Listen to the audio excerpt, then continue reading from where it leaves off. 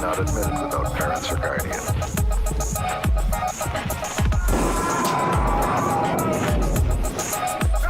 Under 17 not admitted without parents or guardian.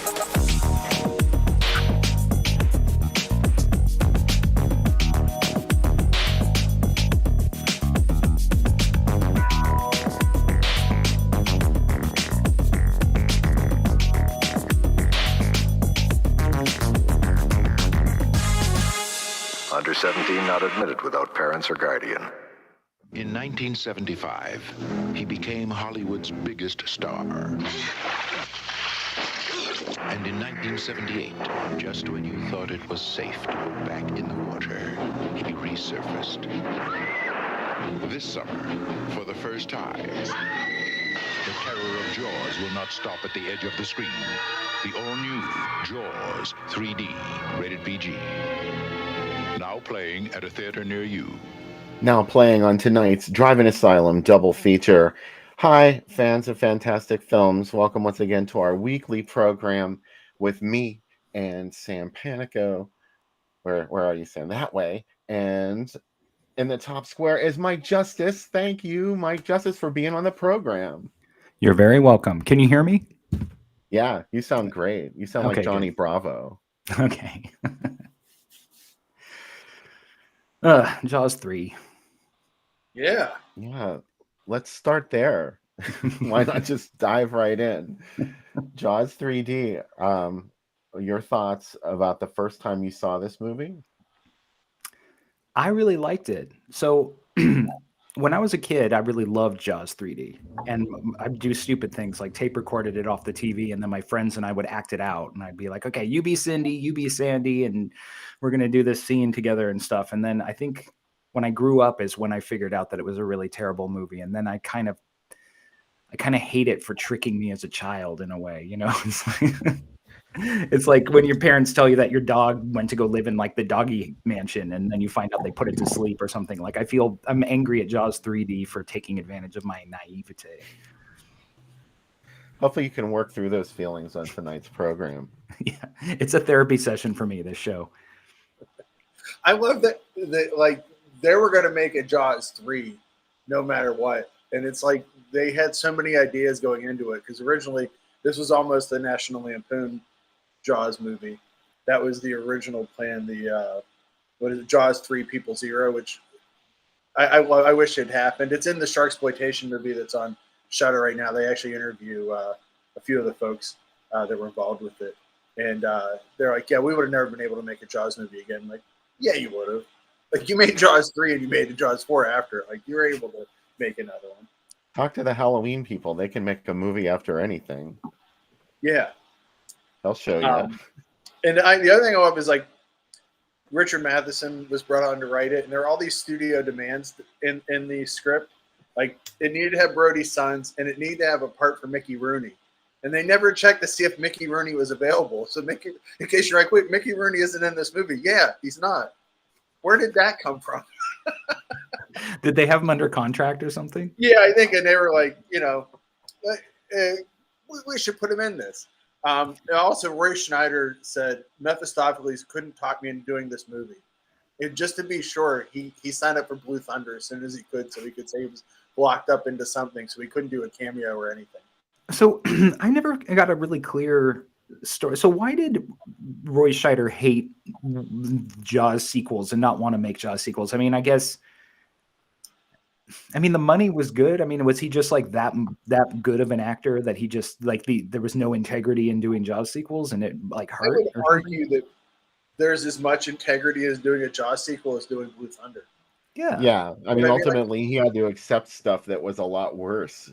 I'm not saying I dislike Blue Thunder. I love that movie, but it's like, you know, it's not exploitation, but not far removed. You know, it's an action movie. Yeah, I don't know. And I even like in the fourth one, they like, he's dead. You know what I mean? Like, it's like, he's not coming back.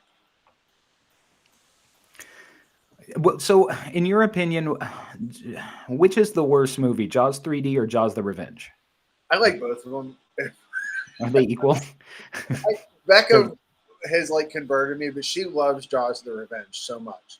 Like that was, I think it's also because like you know, from her age, like she loves that she,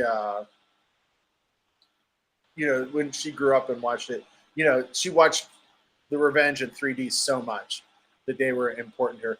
I remember Jaws 3D because it blew my mind that SeaWorld was selling it in the park. Like if you went to the park that year, there were ads all over for it. And even as a kid and not being an advertising ad, I'm like, this movie doesn't really make SeaWorld look like the most competent of places or the smartest of places. Like, why would you sell it? So I would say I like them both, but probably I like 4 more than 3 because there's so many shots in this. You went into it a bit this week on Facebook, especially the shot where the fish just hovers there. Like some of the 3D stuff is really sketchy. Yeah, the whole thing with SeaWorld is so silly because it's like, okay, so I can see why SeaWorld would have no problem with selling the idea that the park was dangerous because that's fun and people will come to the park if they're thinking that they're going to get eaten by a shark. Like, Yeah. but the whole idea that the park is run by like this megalomaniac who's like insensitive to the needs of baby sharks and of the people, and you know, it's like you said, it's like true. Like once we've seen Blackfish, like were they like 100% right on? And SeaWorld was like, you captured us. Great job.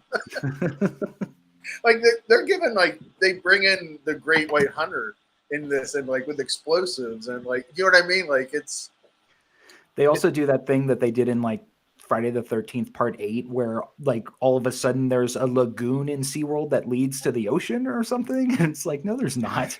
Yeah. That's the most astonishing part. I mean, if there was any opening to the ocean, those fish would be out of there. Yeah. So it's kind of Every like how single one Crystal of them. Lake is suddenly like attached to, you know, you can take a boat from Crystal Lake to New York City. Speaking of SeaWorld, Ed is at SeaWorld at the moment. He is at the SeaWorld in Orlando where Jaws 3D was filmed. So hopefully he's going to send me some pics that I can share. Yeah. Ed, send us a few snapshots. And also, Sam, go ahead. I have the official Universal Studios drink that they have at Universal Studios, the official Jaws cocktail I made tonight. So I'm pretty excited about that. I did some research to find it. Ooh. It used to be called the Shark Attack, and they changed it. This is the most PC thing ever. They changed it to the Ocean Attack because they didn't want people to think sharks are responsible for all the violence. So the ocean itself is now, that's fine. The ocean itself being responsible is fine. The Shark Attack is not fine. Is that like how they said Peter Benchley like felt so guilty about turning the world against sharks that he dedicated the rest of his life to like? It's in the Sharksploitation documentary. His wife talks a great deal about it. She's like, he agonized about it. I'm like, yeah, I've seen his house. He really agonized. There was no agony really involved in it. Yeah. He also was upset about pirates cutting maps out of people's bags, and he went a long time to fixing that too. Actually, the Jaws 3 People's Era was going to start with him swimming in his pool and Jaws killing him in his pool, which I think is hilarious. Like, I don't know. I think that whole idea would have been really great. I always thought that it was really like when in Back to the Future 2, when he goes to see Jaws 19, even when I saw that in the theater, when I saw Back to the Future 2, I was like, oh, Universal, like, you wish that this franchise would go that far, you know? Like, you know, it's still, I know it's going to happen, right? Especially with the Meg being a big movie, but it's like, we're going to get a new Jaws at some point, right? Like, isn't it inevitable that why haven't we? Well, it's got too much. It's about adults. Yeah. Like, I mean, if they would, you know, if they remake Jaws, they'll do it as, you know, a bunch of like influencers are on a yacht or something. Jaws 2 with influencers. Yeah. Some kids on that boat. Yeah, but I mean, like Jaws is a drama about adults having adult problems, and it's not about, you know, one thing I always hate now about like all the shark movies that come out, like Shark Night and the Meg and stuff, is that they use CGI now and they always like anthropomorphize the sharks too much. Oh yeah, like the shark will like be swimming around and it'll see someone and it'll be like rah, rah, rah, rah, rah, rah. And I'm like, it's just, I can be scared of a shark without the shark twirling its mustache and, you know, coming after the. Also, that they have roaring noises too. They sound like a lion underwater. Roar. Speaking of Jaws: The Revenge, yeah, that shark roared too. I don't know. I kind of think that Jaws 3D is a little bit better than The Revenge. I think they're about on the same level, but Jaws 3D has one amazing moment, and then I'm not going to talk about it on the first segment in case there are some few people out there who have not seen Jaws 3D. There's one really shocking moment. At least I thought it was shocking when I saw it theatrically. And Jaws It's not 4 a doesn't really better- have that. I was going to say it's a better cast, but arguably no, because there's an Oscar winner in Jaws 4. But Yeah. Leah Thompson's in this, and obviously Dennis Quaid, who told Andy Cohen that he was on coke for the entire movie. Yes, Mike Justice had a video up. I hope everybody went and looked at it. Well, that was hilarious because then you see him in the making of, and he's just like he's so cokey. I read so many books about engineering. I've observed sharks. When I was a kid, I was on the back of a horse, and he's like telling stories about his childhood, and I'm like, shut up. I like Simon McCorkindale in this too. He's like, I love when movies set up somebody as like an unstoppable hunter and they get like foiled, kind of like the guy in the one Friday the 13th that has been tracking Jason the whole time, and then by the end he's screaming, "He's killing me!" Do you think that Simon McCorkindale and Susan George, because they were married, do you think they ever got together and talked about like their respective shark movies? Like, do you think he asked her for advice when he was good? Did they have any kids together? I don't think so. Because if they did, that kid would have been like born like shining like the sun, like the most handsome child ever. You know what I mean? Sometimes it doesn't work out that way. Like sometimes like kids are like hummus. Like two kind of unappetizing ingredients will create something great, and sometimes like these two gorgeous people get together and it's like he's got the mom's the dad's forehead and the mom's whatever, and it's just like or the mother is so gorgeous in the case of our second movie tonight that the Dario Argento DNA is forgotten. Poor Dario Argento. He really is an unfortunate looking man. Though he believes that he looks like the one actor in his second trailer. I can't remember what his name is. He's like he looks just like me, and I'm like, no, he doesn't. Oh, I think Michael Brandon from Four Flies, right? Yeah. Whenever he depicts anybody in his films that is meant to look deformed, like the kid in Phenomena, there's at least one or two other characters in his movies that kind of all have that same. Pavlos in Suspiria, they have this like distorted face, and it's always Dario Argento's face. You can tell he really designed, at least it looks that way to me. I don't know. They resemble him. It's like him depicting himself as a monster in his movies. I want to tell you something really quick. I got to answer Darren's question though. I'm going to say Dennis Quaid because I don't know who John Putch is, but Dario Argento, I think like one of the things, like one of the arguments that he said, like when people asked him, they're like, why do you put Asia in all these nude scenes and stuff? He's just like, oh, I see her as an extension of me. Like, it's just like looking at myself. Like, she's my daughter. Like, I have no feelings toward her whatsoever. And it's like, and I can almost believe that because I'm like, maybe he is just kind of narcissistic and just like doesn't even acknowledge the fact that his child has like her own sexuality or whatever, and just thinks like he's looking at him with boobs. The reason that they didn't talk, according to him, for like years in his book is like she picked another movie instead of his, so he just didn't talk to her for like 3 years. And it's like a total like he's like, but we got over it. Everything. That's what happens in families. Well, and also it was funny too because you can tell that they must have like this really awful like enmeshed family dynamic, because I was reading this book. I think it was like Troy Howarth maybe had wrote it. It was about Dario Argento, and there was like this interview with Fiore Argento, who was in The Card Player, and she's like, for years and years, Asia was the apple of Daddy's eye, and she was the one who was in all the movies. And isn't it funny how it turned out that now I'm Daddy's favorite? And so she basically gets tied up and murdered in a movie, and then he goes straight back to Asia once they like mend fences. Like, yeah, David brought up that like Mimsy Farmer looks a lot like his first wife. His first wife, when they went to Four Flies the first time, like literally had a nervous breakdown at the end of the movie. She was like, "You made a movie about us," and he goes, "Why would anyone think that?" And then, yeah, you did. 100%. Well, he did that too. Like, wasn't Daria Nicolodi like really pissed because when she first started out in his movies, she was like the female lead, and she got to be like the romantic interest of David Hemmings, and then flash forward like 10 years and she's playing like some crazy bitch who gets slashed, her face gets slashed up by a monkey. Yeah. She's like, what did I do? But then she was supposed to be in Suspiria, and then she wasn't in Suspiria Mhm. because he wanted somebody younger. I don't know. Here's something I've been meaning to ask you guys for a while. That's her in the airport in Suspiria at the beginning, isn't it? People say that it isn't, but I have it looks so much like her. Like I've always thought it was. I don't. It's just somebody walking through the airport. Yeah, like right when the doors open. Right next to Jessica Harper when Yeah. she's deplaning and she's walking through the airport.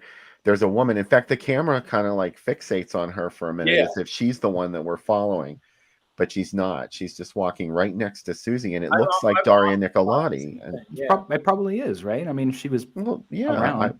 I guess. It's one of those things I think Argento did, knowing the internet would be around in 15 years. And he was like, this will be something people can argue about. And some folks would be like, no. Yeah, right. He was looking at this moment. Yeah.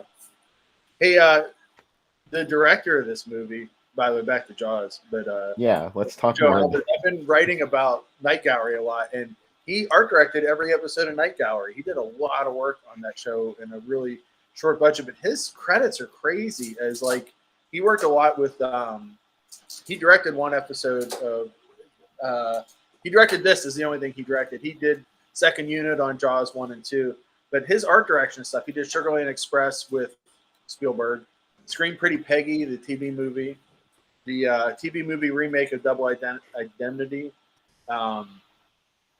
He did production design on a ton of stuff, like Free Jack. Is he the one that bought the special hat for Mick Jagger that he wears, that gunner helmet kind of thing that he wears? He also built the model in New York City for Escape from New York, and he was the art director on Starman too, and production design for Close Encounters of the Third Kind. And then these all sound like great movies, right? And then he did Embryo. That's another movie he did. What's wrong with Embryo? I love Embryo, but it's like Close Encounters. Embryo is just a little bad, but I really like Embryo a lot. It's such a weird movie. Embryo's fucking amazing. Yeah. Ross Hudson. I never saw that. I remember the VHS was always very intriguing, though. It had that it was big box with There was. I wanted to ask, isn't there some story isn't there something about Jaws 3 like that it was produced by different people or something, or like? I remember reading something that like Jaws 3 was like it had different producers than the first two. Like it was still made by Universal, but it had like completely different creative team except for the director had been it was something Danik like that. Brown, I think, were the producers of the first two. Right. And then they had nothing to do with part 3, I think. It really is like one of the many ripoffs of Jaws that came after. I mean, Jaws 2 itself is a ripoff of Jaws, but at least it was made by, almost the same people that made the original. It was them. It was kind of their Halloween 2. Where it's not as good as the first one, but it's almost as good. And people like Jaws 2 now more than they did probably when it came out, because I remember that everybody I knew that had seen Jaws was like, it's no good. Jaws 2. I have this theory on now this everyone movie. loves it. This movie is the Season of the Witch of the Jaws movies, and I'll tell you why. Because one. Obviously, the directors of the originals were big successes, that went on to bigger and better things. They didn't come back for the sequels. And both of these movies were directed by the production designers of the original films. Oh, yeah.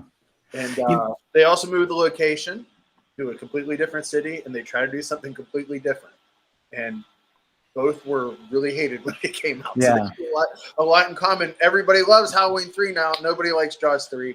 Well, you know what? I remember like Jaws 3 as being like one of the first times, if not the first time, that I was watching a franchise get ridiculous, and it was like the first time that I had seen like a themed sequel.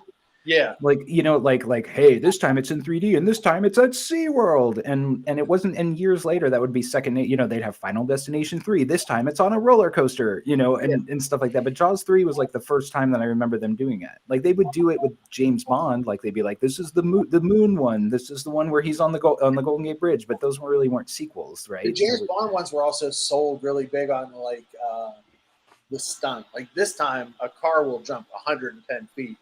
and also like I think people didn't travel a lot as much then, so it was like, hey, you get to go to eight countries without leaving the theater. Like there's all that travelogue footage that shows up in Bond movies. Oh yeah. Yeah. Yeah. Yeah, Well, yeah, and because also the Bond movies become like this is the blaxploitation Bond movie, and right. the kung fu one. And it was fun too how the locations would be so disparate. Like if you watch Diamonds Are Forever, and you get to see Vegas and South Africa. Yeah. The other thing too is as much as Bruno Mattei gets called to task ripping off so much shark footage for Cruel Jaws, this movie Jaws 3D had to pay a lawsuit to National Geographic because it stole scenes from their 1983 documentary The Sharks without authorization. What did they think? Like nobody. It's so funny how people used to just like drop songs into movies without getting the rights or whatever. Yeah. Like yeah. And it's amazing that happened. Also, my favorite thing about this movie, and it won't spoil anything because you're like, it's a Jaws movie. Can you guess how Jaws gets killed? I'm sure you can. There's an ET doll that comes out of him at the end if you look really close. And I think that's great. I think that's hilarious that they have like one of those little brown leather ET dolls that pop out of the body. I mean, that's pretty great. There was we should probably talk about it after the movie, but if you I think it was also in the Sharksploitation documentary, they talk about how in Jaws 3 he growls too. Yeah. Yeah, he makes like this gurgling noise when he opens his mouth. I like it. Also this one. They're like, there's not just one shark. There's two sharks. Like it's like a lot of stuff. I kind of like that this is in SeaWorld. I like that some of the stuff that happens. It's definitely a good location for it. It's kind of like a remake of what was that movie? Gorgo. Yeah. Yeah. Peter Benchley used it again in that novel he wrote, Beast. Oh yeah. Yeah. About the giant squid. Yeah, it's just I don't know. I think if I saw this, I always try to put myself in the mindset of when I would have seen this. If I had seen this when I was a younger kid, I probably would have loved this movie. Like I would have been like, wow, this is great. The idea of like a monster getting loose in SeaWorld as a kid, because I was frequently bored at SeaWorld, and like I'm like, oh great. I didn't realize that every SeaWorld had different named characters. In Cleveland, it was Clyde and Seymour are the sea lions, and what are their names in this one? Cindy and Sandy are the dolphins in this one. Also, my wife said to tell everybody that her father always hated SeaWorld because the one time he got her to go, she it was like super packed, and she was like 2 and had to go to the bathroom, and he was forced to sit through the sea lion Shamu show by himself while she was down there, and then she wouldn't leave the park until she got a Shamu doll. And he's like, you didn't even see him. So for years, like every time SeaWorld would come up, he would get enraged and tell me he referred to SeaWorld as the biggest effing rip of all, is what he would always refer to me as the original ripoff, the first ripoff. And I'm like, I'm sure there were ripoffs before. He would get really violently angry about SeaWorld. Do you guys remember the making of Jaws 3 special that they ran on network TV? And I remember there was this section about how Bess Armstrong was learning how to ride on the on Shamu's back, and Shamu like kept dunking her underwater. She's like, I don't know why the whales don't like me. Yeah, they knew it was going to be a bad movie too. I think they were even. Yeah, I mean, I think Jaws 3 is worse than Jaws 4 because Jaws 4 actually attempts to be a drama and try to revisit some heady themes like from the original, and it just fails at it. And Jaws 3 is just like booga booga. Here's a shark. Oh look, here's a plane. Has like love and grief and like a lot of things. Yeah, Becca said whatever. Yeah, wouldn't you like to meet Hoagie when you're going through grief? In this. Change your whole life. Yeah, I mean, he can come out of the ocean dry. Yeah. Also, I wish they had made the book of Jaws 4 where there's like a voodoo curse and that the shark is like do they have oh you mean like you wish they had made the movie that they had made the movie that the book of Jaws 4 is, because like how like the voodoo curse was against the family and the right, the shark but then they leave in one line. So like Michael inexplicably is arguing with his mom, and he's like, "Come on, mom, you don't believe in that voodoo, do you?" And it's like, when were we talking about voodoo? It's the same thing too in like Cruel Jaws. They take all the subplots from the original Jaws book about like the mafia like taking over the town, and that's like what Cruel Jaws is about. And you're like, wait, Bruno Mattei read the original Jaws book and decided to film it instead of like in all the parts that didn't end up in Spielberg's. It's great. It's lighting or graying, and one of the two. So I think that Bruno Mattei, I think I know what they did. What was that the Cruel Jaws was a TV movie, right? Yeah. Yeah, and so released as Jaws 5 in Japan. Yeah, Cruel so I think Jaws was a TV movie? Yeah, it was made for like RAI television, and I think what it was that they had licensed all the Jaws movies to show, and when you license movies to show on TV, you also reserve the right to cut clips out of them to make them into promos or to use on like horror host segments and stuff. And so I think they just used that as a loophole, and like I think Cruel Jaws was produced as like a promotional tie-in with the Jaws movies that were playing on TV at the time. And so that's how they got to steal all that stuff and like not get in trouble for it. I love that Shout Factory almost put it out. It was going to come out on a double Blu-ray with Warriors of the Year 3000. And like the Shout Factory press release, I used to have it. It was awesome. Like we didn't realize exactly how much of other movies appeared in this. And we tried to make a new edit of it. And there was only like 25, there's like 35 minutes left. And like people certainly don't want that. Dick brain. That's all that would be left if you cut it all the Jaws parts out. I don't think I've ever made it through. Something about Bruno Mattei just rubs me the wrong way. I find his movies to be really not charming. Although, yeah. I love him. So I think he's hilarious. Like I hate Joe D'Amato, but I can get where he's coming from more than Bruno Mattei. Yeah. You're just being mean tonight. That's okay. It's your birthday, such as you want. Did we mention on the air that it is Mike Justice's birthday? I know some people in the chat. Would you like to talk shit on Jess Franco too, so you can hit all my favorites while you're? Oh, and you know what? Yes, and I want to say that you know what I hate? Inferno. Oh, come on!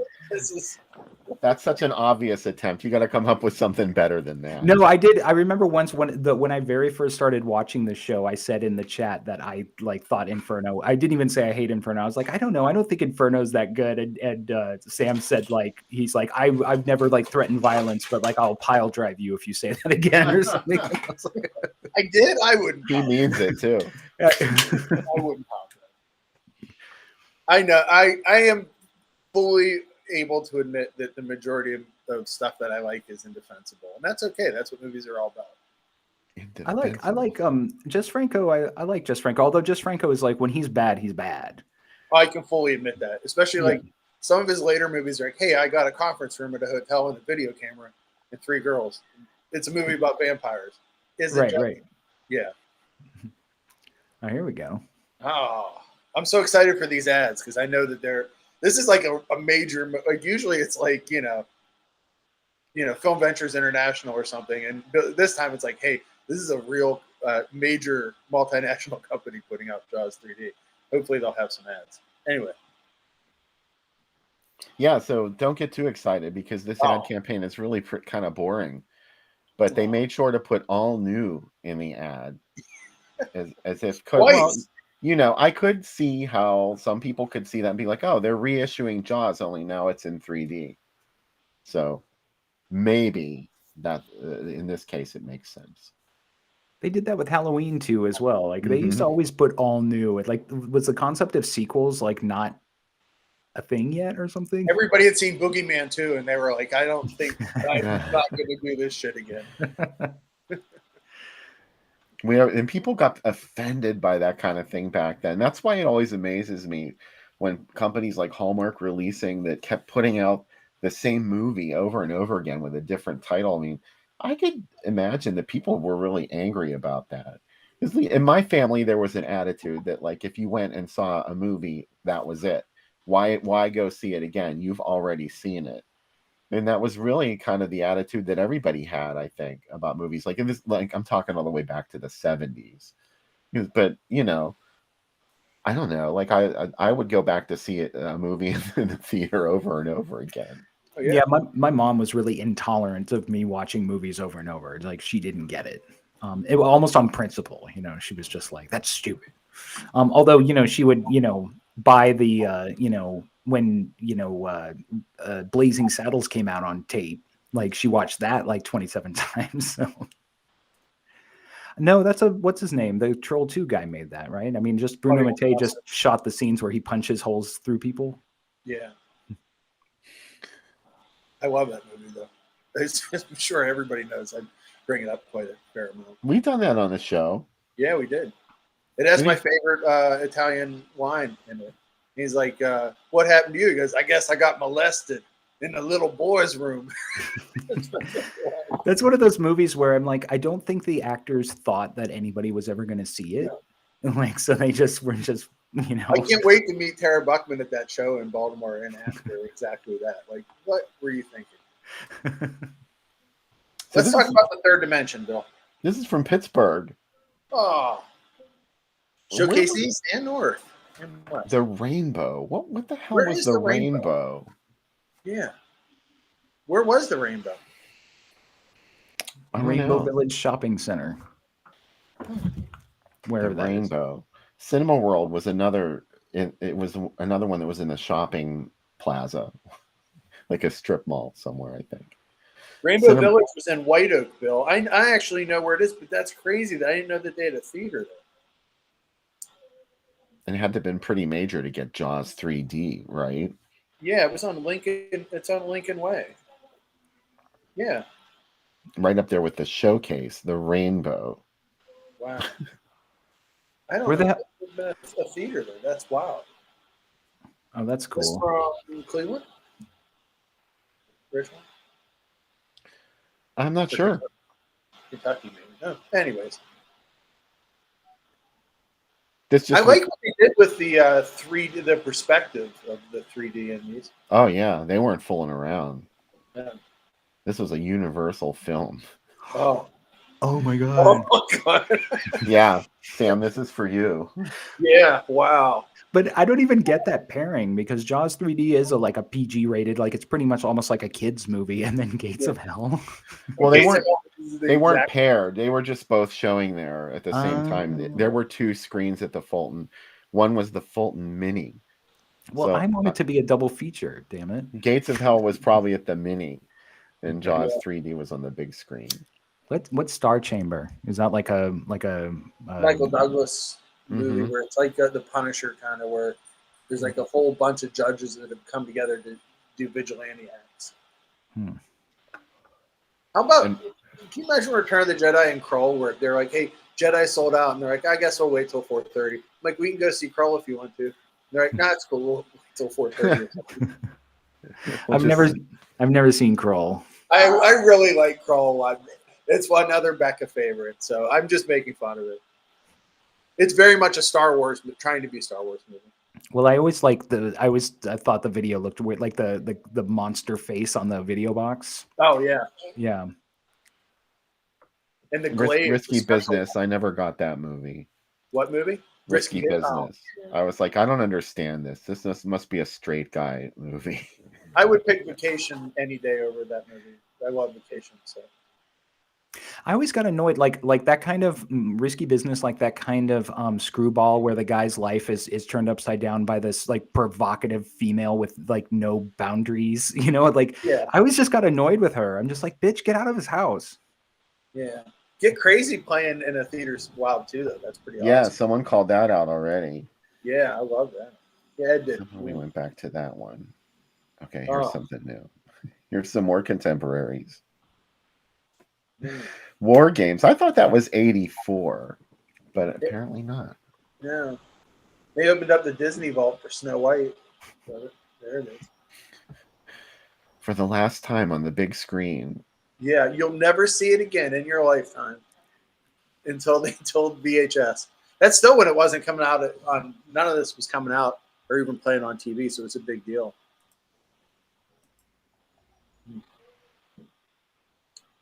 Look, this ad keeps following me everywhere. It's in the gallery like 3 times. It's like the shark that won't leave. The Mac? The Mac, yeah. In his pack. Wasn't that movie old? Yeah. It's the screen classic about street justice is back, just for a special. Yeah. They opened up the Mac Well- Vault along with the Disney Vault. Richard Pryor was a huge name in Yeah. 1982, so you know. Okay, so they were just bringing back like older movies. Snow White got 2 different boxes in this, which is pretty wild. That's how big It's like when Carrie got reissued, and suddenly John Travolta had top billing, and The Devil's Reign came out, and he had Right. top billing in that. And he has like one line. No, that's all Anton LaVey's fault. He got him, made him popular, of course. That explains it. Yeah. You know, when I was a kid, you know, the end of James Bond movies, they would say the next James Bond will return in. Yeah. I was watching it on HBO, the one before, and it said, I don't know why I'd be so excited. Like, of course there's another James Bond movie. And I ran outside to tell my family that James Bond will return in Octopussy. But I was like, you know, the kind of kid that like talked too fast, as you can imagine. So like it started in the living room with James Bond will return, and by the time I got outside, I just ran outside and went pussy, and my mom was what? Oh, Sam, you've been misunderstood all your life. I know. And I said to my mom, like, why would I don't even know what that word means. Why would I come out and say that? She's like, you can't say that in front of your grandmother. That was hilarious. Oh, well, then it would have been okay to say it in front of her, apparently. Yeah, exactly. He's like, you can say whatever you want. On a side note, Ed says, how much does beer cost in 83 compared to SeaWorld? God, it was probably like $1.10, and it was still too expensive. Bill, this is a Pittsburgh reference, but are you ready? Yeah. You like that Trading Places used the Winkies typeface? What is that, the Winkies typeface? It looks a lot like the Winkies typeface. It looks like a Pioneer themed, Yeah. like something. Yeah. These 2 guys are getting in a covered wagon and going across the country. Yeah. But it's It's only a movie about a trading post. Yeah. Only until tomorrow. Trading places.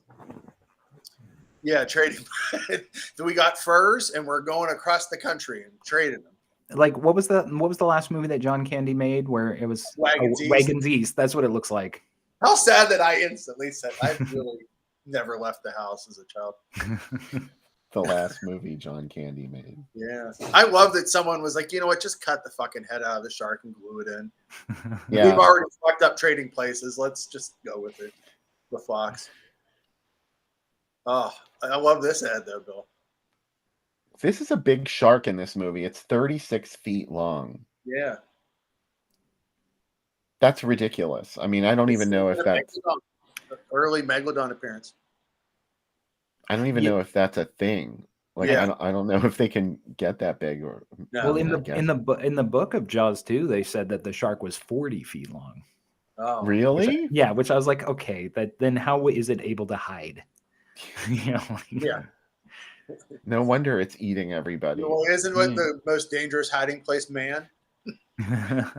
Sorry, I only know taglines. I always speak in taglines. So these ads remind me that when I was a kid, I got to take home the video standee for Jaws 3. Oh, it was man. it was huge. And a couple of my friends came over when my mom wasn't home, and they punched it. Oh, Why? Because they were afraid of it, or because they were dicks. badly behaved? Because I was like, I guess maybe they thought, because I had the Jaws, I had it, and it was like, how kids have, that kind of hunter gatherer thing where like they have to even the playing field. Like none of us is better than the other one. Like fuck your Jaws 3 standee. oh. And then I don't understand that. Well, it was funny too, because then when like years later I was like Googling them because I was like, I wonder whatever happened to Aaron, and I saw that like he died in like 1996, and I was like, huh, good. He got what was coming to him. Yeah. Punching a rare item like that. I know. I'm I didn't so sure. appreciate it when I thought that, those things would be around forever or that they didn't matter. Like I sure wish I had that now. Yeah. It would have been hard to move with to have it with me for like 45 years. I'm seeing what other Jaws 3D. There had to be some Jaws merch that came out with this, right? Did they? I know they had trading cards. They were 3D trading cards that came with glasses. I remember those. Did it have a Viewmaster reel? I wonder. This would seem to be the thing to do. a Viewmaster too, right? What else would you do? Yeah, what better for it? Vinegar Syndrome, are you listening? Yeah, they did. They had a 3D. They had a set. I just found it here. It's $100 though. It's pretty expensive now. You know, one movie I remember that didn't have a lot of merch, and I was really kind of pissed about it, was Back to the Future 2. Oh, that's weird. Because Batman had come out a year or two before, and it was like you could buy anything Batman themed. It was the first time that I had seen a movie marketed so hard. And so then when Back to the Future 2 came out, I was like, I'm going to get a Back to the Future 2 shirt and a poster, and I want a pillowcase, and I want a coffee cup, and like they didn't have anything like that. I had the skateboard from one. That's it, the Valterra one. It was a shitty skateboard. It was like one of those ones that was like super heavy. And it was like the splatter one that he rode in one. I was like, I thought I was cool. No, I wasn't. Fat kid trying to skateboard. Oh. Yeah, it's weird. I think, I mean, I know Star Wars and other movies did movie merch, but you would think Back to the Future was like a proven entity at that point. I mean, if just for whatever reason they didn't. I found one poster of Marty McFly on a hoverboard, and it was like, you know, when you would go to like a drugstore, like a big, like a supermarket kind of drugstore, and they would have that one section where you could flip through the posters, and they would have like, and sometimes they'd have like a Black Light poster or something, or like a Jimi Hendrix poster, and they'd have, you know, a Marilyn Monroe poster, and then they had a poster, and it was like a really crappy poster. It was like obviously like kind of like a lower res picture that they had blown up so hard to. It's like whenever you would buy the off-brand versions of Starlog and just the pictures were the worst pictures. And you're like, where did you even get this photo? Mm-hmm. Like Drive-In Asylum? No, not Drive-In Asylum. Oh my God, Drive-In Asylum is so low res. And it's like... It is. It's totally lo-fi. It's made on a Xerox machine. And it rips off Netflix. I know, or somebody. Somebody who, it was a mistake. It turned out to be, the whole thing was just a mistake. There was an issue of Drive-In Asylum that the Etsy shop took down. And they were like, you're violating somebody's copyright. And it said Netflix was the complaint. Like, you're like, I can guarantee I rip off a lot of people, but Netflix is not one of them. Netflix. It was the one with the deadly spawn on the cover. And I'm like, do you think it was, what's his face? Ted Boas? No, it wasn't Ted Boas. It was just a mistake. He wrote me about it later. Is anyone in the chat not seen Jaws 3D? I'm excited to find out. I would think that everybody's seen Jaws 3, but do I legally have to say Jaws 3D? So Jaws 3D. Legally. Well, no, because on Tubi it's just Jaws 3. Because it's not 3D. Yeah, sorry. There is no streaming version of a 3D version of Jaws 3. So you have to watch it flat. I have Dynasty and Revenge of the Samurai Women in The Mask. Why don't I have Jaws 3D in 3D? They showed Jaws 3D in 3D like maybe about 10 years ago in LA.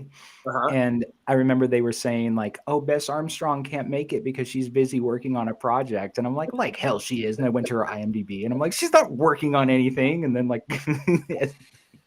It's like when people cancel from conventions, they're like, they have a project. Like, no, they don't. They just didn't feel like coming to Pittsburgh. Oh, speaking of, somebody said that Susan George isn't going to the... I saw that. Yeah. Why? She was tipped off that I got our contract in hand and I was going to be pulling her into that life contract. Will you autograph here and autograph here? Yeah, and here. Here. Okay, thanks. And like, she's like, wait, is that what are those people that do the you have to get stuff stamped by? Oh, like a notary or something, or like there's like yeah. Like, why is there a medallion signature guarantee on this autograph? She and what was it? We were gonna trick her into. She had to be in Tintorera 2, and she had to be in Amityville Whorehouse. Yeah, Amityville. I didn't hear about that one. That was I was pushing for Amityville Whorehouse, and she was just going to be in anything we wanted. She, you're just in our stable of stars, right? And we wanted to get Samantha Eggar as well, and like combine Demonoid and make a Demonoid a Tintorera hybrid sequel. It's going to still happen. We'll figure out when, but it's a question of not how or when, but we'll just use AI now. Yeah, we don't need these living people. I just read the other day, it's like, so there was supposed to be a sequel to the Weirdo, the last Andy Milligan movie, where it was like a Frankenstein-based sequel where they brought the Weirdo back to life. Then I'm like, I'm not a fan of AI movies, but if they are going to be a thing, let's use their power to make an Andy Milligan movie that wasn't finished. I really think that's where the real power is. A movie that like 35 people care about. The Weirdo 2. The Weirdo. Hey, let's do this themed cocktail. Oh yeah, let's do it. So I can get rid of the cocktail overlay. Okay, here we go.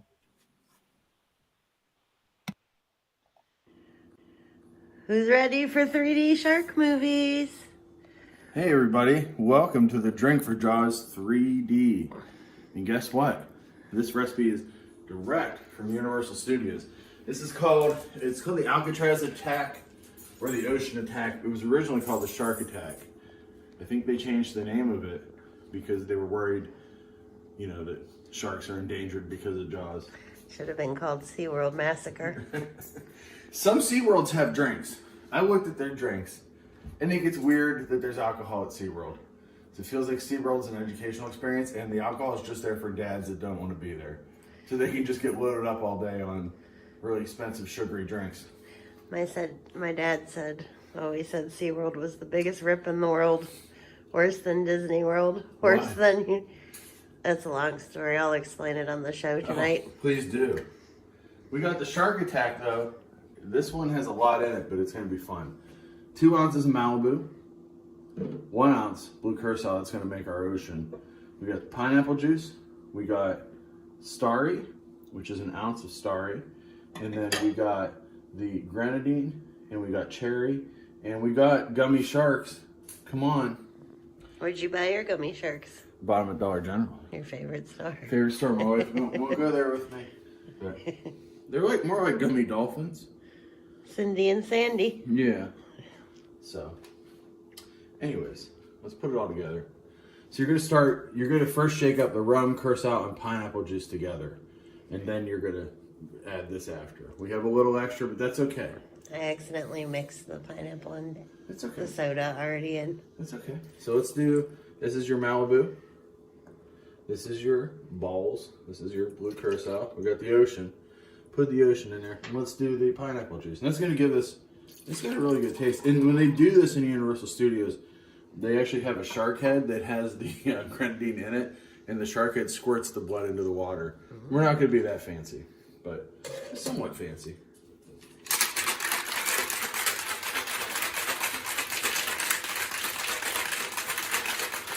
Sharks can hear vibrations. Don't make too much noise. Oh. My wife knows Jaws 3D all the Jaws movies so well. I don't know why. I'm not obsessed with sharks or anything. Yeah. I don't know. Okay, so now we're going to float just a little bit of this on top of it. That gives us a little bit of the water. Now, let's focus in on that. We're going to put, this is the baby shark. This is the mom that comes in.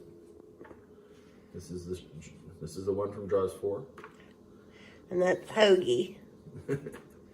Then we're gonna put a cherry in. That's the buoy Oh, that it pulls down. Let's see the blood in the water. You ready?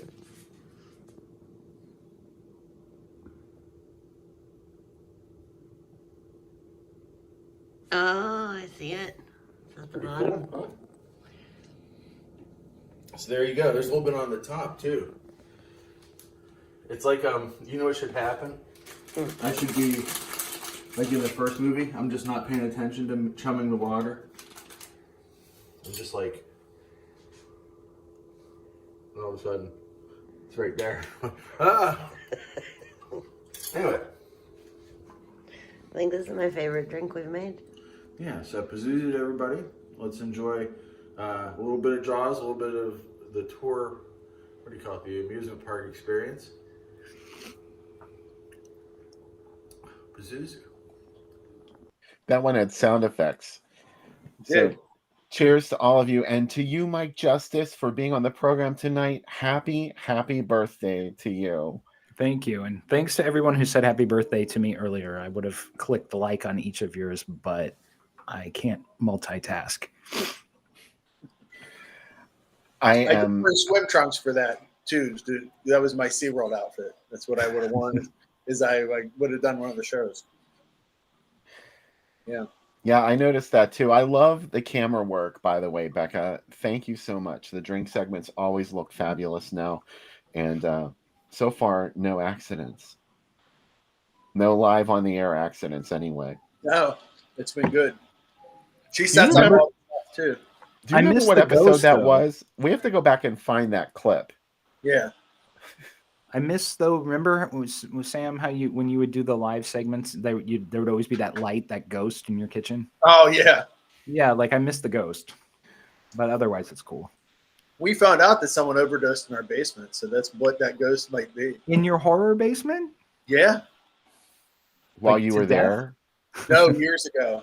The lady that lived here, the original lady that lived here that the street is named after, her grandson or son? Her son lived here, and he overdosed in that basement. Ooh, Mike Justice, what is that? What did you just sip? Oh, it's red wine. Ooh, look at that jar.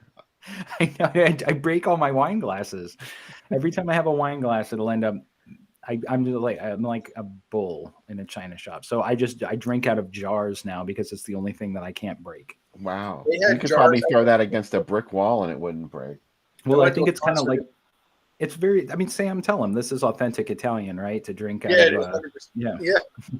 I went to a concert at PNC last night, the Pirate Stadium, and you can get a cocktail in a mason jar there. It was like $26, and I was like, I'm gonna carry out a fucking mason jar all night at this concert. Like, Is it, we have a lot of bars in town here that sell mason jar cocktails as well. They're not $26 though, but they are like 12 or 14. I mean, but it's like everything, at these, when you go to the stadium, is going to be SeaWorld prices, right? Oh God, SeaWorld prices are, festival prices. Dustin, I'm not going to drink wine out of a mason jar or whatever. It's going to be something dainty and classy like this. Yeah. Giant No, inkwell. It's not the size of the glass; it's the motion of the ocean, Dustin. I don't know what this originally was. I think it was a like a puttanesca sauce or something, like or pesto or something. It's like a jar for like a condiment that you don't use often. So this jar was probably meant to stay in somebody's refrigerator for like 3 years. It's not like you have one of those jelly glasses that's meant to be a kid's glass and you're drinking wine out of that. I could see people make Oh, that would be scandalous, wouldn't it? Yeah. The jelly glasses like Mrs. Hallett was looking for, and the little girl lives down the lane. Yeah. The lids, they're no good without the lids. Dude, damn seals. Without seals, these glasses are worthless. My house. The seals are in the cellar. My house. I love how she's amazing. What's her name? Who plays Mrs. Hallett? Lois or something? Smith? Alexis Smith. Oh, yes, thank you. Yeah, I like how she's just as much of like a predator as her son is, except she wants to molest the dad. She's like, "Where's your dad? Is he in the village? Oh, I'm having a little gathering at my place." And I was thinking, and then she actually tries later on to insinuate that she's going to blackmail them. Like if the dad doesn't fuck her, she's going to kick them out. It's like that whole family is messed up. It's easy to see how somebody like Martin Sheen's character Frank, I think is his name in that movie. I like how he doesn't even care that like she killed his mom. He's just like, oh well, and now I have something I can blackmail you with. This is perfect. This works out great. He was okay with that. I guess I would be too. I mean, she just didn't seem like she probably wasn't a very loving mother. I didn't understand why she died in that movie. I just never realized that a hit on the head could kill you instantly like that. And maybe it's because she also fell down the stairs. But That I mean, too. even as a little kid, I remember seeing that on TV as a little kid and being like, "Is she just unconscious?" Like it didn't really look like it. They should have dubbed in like a crunching noise or something. People fall down the stairs for a living. The little celery break noise that you always see Foley guys doing when something breaks. Or that one bone crushing noise in Lucio Fulci movies that every time that somebody gets shot, it goes. Yeah. Yeah, they should have used that. I'm not a vampire. I'm a drunk. Bill, there are some questions about your shirt. Is that a Beyond the Door shirt? Oh, I'm sorry, I didn't see that. Yes, this is my new quadraphonic Possess Sound shirt. I made it on Sticker Mule. It is If you want, I'll send you the image, and you can make your own shirt on Sticker Mule if you want one just like it. Who's on your shirt, Sam? I wore a Cruel Jaws shirt tonight. Oh, nice. Ooh. It- It's I'm, gonna be a cruel Jaws. Just let me repping, hold you. Oh, Crown International. Beautiful, absolutely beautiful. yes, love it. I was drinking out of a Miracle Whip jar. You'd be concerned because I would have had to have bought Miracle Whip to obtain that jar. Are you on the Hellman side of the Miracle Whip debate? I like mayonnaise. I don't like Miracle Whip is too like vinegary or something. I kind of just like mayonnaise. I never usually eat mayonnaise, and we had a work function, and there was mayonnaise with my sandwich. And I was like, I'll try it. And I was like, wow, this is really good. Who knew? I'm 51. I'm like, And you know, The all it secret's is out now. and it's just eggs and water blended together. Like I don't know how they Yeah. do it, but it's really good. it was like, wow, this really made this sandwich, this roast beef sandwich, taste different and better. And it's what? Oh, Burger King. Yeah, it is the Burger King difference. That's why a Whopper tastes better. It's that 'Cause it- mayo. Mayo. Oh, the flame broiling too. This is the third segment That's why conversation. it really is, but it has to be said now that it's been brought up. And yes, the flame broiling does make a big difference. Yeah. Do you guys have you ever had like aioli? It's just basically yeah. mayonnaise. Yeah, like but it's like I like that. Like if like my favorite thing like when I would get drunk is to order like fries and a garlic aioli in like a pub and just go like Mm-hmm. They had I last forget. night. My brother got food from Chicky and Pete's at this concert, which is a Philly-based place, and they have crab fries, which are fries with Old Bay on top of them with like a cheese sauce, and they were actually really good. Who knew? There Old used to Bay be a is place so downtown versatile. Pittsburgh that put like a great garlic aioli on their hamburger. I forget what it was called, like Giant Burgers or I don't remember the name of it. But I remember I went in to eat there and I was like, they gave you like, it was a $15 hamburger and it was so much meat that you couldn't possibly eat it. I don't know why they made them that huge. But it was one of those things like I loved their food, but I never ate there because the first time I went in there, I was with a group of friends and they bitched out one of my friends for taking a picture inside their restaurant. And I was so put off by it. Is it because they didn't want anyone to copy their marketing or some bullshit like that? You know what's so weird is they do that, and yet they close the restaurant. It has windows, right? So anybody could come up in the middle of the night and take pictures through the window. So it's not exactly like it's the inside of Area 51 or something. Like I don't know. I mean, we weren't filming or anything, and he was taking a picture because he was ironically sizing the restaurant up for a large group of people that he was going to bring in there. And I was like, dude, you just chased away like a table of probably like 15 people. Why I think would you do that? I think there's something I've noticed a lot of times that people will tell people not to take pictures when they don't, when it's not really like there's no rule about it or something. And then I think that there's just something like people like to tell other people they can't. It's a power You know? thing, yeah. Yeah. This was one of my first agency jobs that when we would pitch something, they would always send me to take pictures. This is like in the 90s before, you just had it in your phone. You know what I mean? So they'd always like send me with a real camera and like, take pictures of this place. And we would always pitch banks. And I'm like, I don't want to go to a bank and be taking pictures at a bank. Like I'm going to get arrested. Oh yeah, that's probably a big no-no. Yeah. So I learned a lot of tricks to take pictures in places and pictures of stuff on shelf to not get busted in places. That was always my nightmare. I remember back, before people were pirating movies, I remember going to see the Brady Bunch movie in 1995 at Universal City Walk, and I had been carrying around some giant camcorder with me the whole day, like filming my friends. And I just walked into the theater holding a camcorder, and they're like, "Oh, he's a tourist. Like he was making home movies, like no biggie." And then I was actually like, I actually have old like video, but it's like I couldn't hold it up to my face, so I couldn't frame it. So there's like these crooked, like hidden videos from behind people's shoulders of like Jan cutting Marsha's hair and You're stuff. admitting to this live on the air. Well, and it was stupid too because I hadn't seen the movie yet, so I didn't know what parts were good to film. So I just go on like what I thought was happening. like I think this will be fun. But yeah, I did that, and I also snuck a camera into Disclosure, if you can believe it. Like, there's gonna be my friends are gonna be so psyched to see like clips from this. You know, Did you get all the CG, the video graphics parts of Disclosure? That was my favorite. Like, he's like he wants to like sneak through the files, and like they're like, oh, sorry, we deleted them all from the mainframe, so the only way to get in there is to go through our virtual reality prototype database. I love that movie so much. And you get. Yeah, and like when Demi Moore logs on, it's like her passport photo or whatever. It's like on a mesh, like a wire mesh, like avatar with like these big boobs, like chasing him down a hallway. I am shocked that we aren't going to do Disclosure at some point on the show. It's a movie that I know you could talk about for a long time. Oh my god, yeah. Well, we should. We'll just pair it with something by like some like Axe or something like really regional and grimy, so that it's not a total waste. Yeah. All right, so it's time to start the first film, Jaws 3D. The link is on Groovy Doom. It's on Tubi though, so you could just go search it on Tubi as well.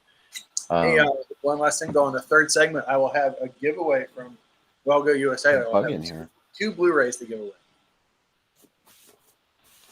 An animated movie called Goodbye Monster, which looks pretty cool. So right on. Come on back and win. Real people win prizes on the Drive-In Asylum double feature. Yeah, unless they're Canadian. Yeah. They can still win. They just have to pay. They can still win. They just have to forfeit. It's so much money. No, it's crazy. Like my cousin in Brazil was like, he wanted me to send him a book or something, and it was like $65. Yeah. To mail a book to somebody. I'm like, are you crazy? Yeah. Yeah. Let's send stuff to other countries. All right. Back to the Groovy Doom Facebook page or YouTube channel for the second segment. We'll be back on me and Sam with Mike Justice on the Drive-In Asylum double feature.